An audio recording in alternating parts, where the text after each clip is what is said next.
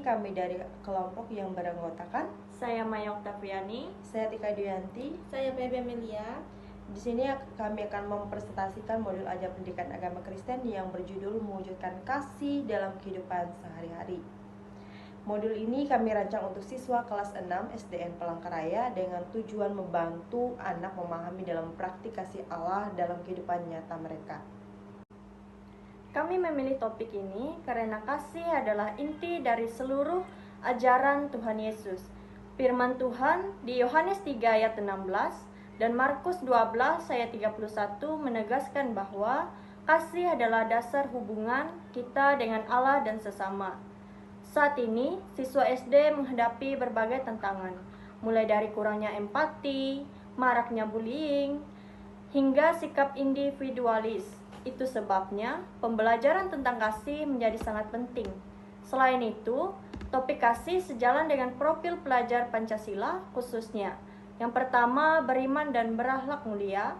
Yang kedua, berkebinekaan global. Yang ketiga, bergotong royong dan bernalar kritis. Kami ingin siswa bukan hanya tahu tentang kasih, tapi juga mampu mewujudkannya dalam tindakan nyata. Selanjutnya, ini adalah identitas modul kami. Pembelajaran dilakukan dalam 2 jam pelajaran dan menekankan bagaimana siswa dapat memahami kasih Allah serta menunjukkan kasih itu kepada sesama. Adapun tujuan pembelajaran dirancang menggunakan model ABCD. Audiensnya adalah siswa kelas 6, untuk behaviornya yaitu memahami dan mempraktikasi, untuk conditionnya melalui cerita, diskusi, video, dan role play, untuk degree-nya yaitu dengan sikap, empati, dan benar. Jadi siswa ini diharapkan mampu menjelaskan kasih Allah serta mengidentifikasi wujud kasih itu tersebut, serta bagaimana mempraktikannya melalui kegiatan bermain, peran, dan proyek kartu kasih. Kasih utama kami dimulai dari dasar Alkitabiah. Yohanes 3 ayat 16 menjelaskan bahwa kasih Allah adalah kasih yang terbesar dan tanpa syarat. Kemudian, Markus 12 ayat 31 mengajarkan kita untuk mengasihi sesama seperti diri sendiri. Wujud kasih ini paling mudah dipahami. Anak-anak bila dikaitkan dengan kehidupan mereka sehari-hari. Yang pertama itu di rumah. Contohnya membantu orang tua dan menghormati orang tua. Di sekolah itu anti-bullying, berbagi dan menolong teman. Lalu yang ketiga di masyarakat, peduli tetangga, menghormati yang lebih tua. Selanjutnya adalah kami memilih metode pelajaran aktif agar siswa tidak hanya mendengar tetapi juga terlibat secara langsung. Seperti video animasi untuk membantu membangun pemahaman visual. Role play kami gunakan untuk membentuk empati.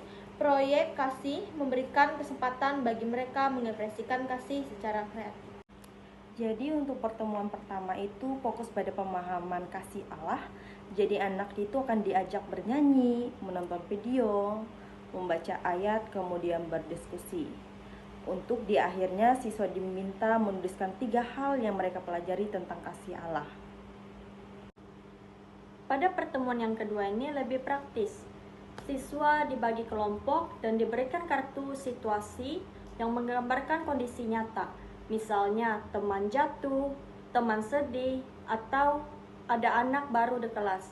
Mereka berdiskusi lalu memainkan peran bagaimana menunjukkan kasih tersebut. Asesmen kami rancang holistik, tidak hanya pengetahuan tetapi juga sikap dan keterampilan. Refleksi iman menjadi bagian penting agar siswa dapat menghubungkan pembelajaran dengan kehidupan pribadi mereka. Modul ini dirancang terpadu mulai dari tujuan, metode, media, hingga asesmennya.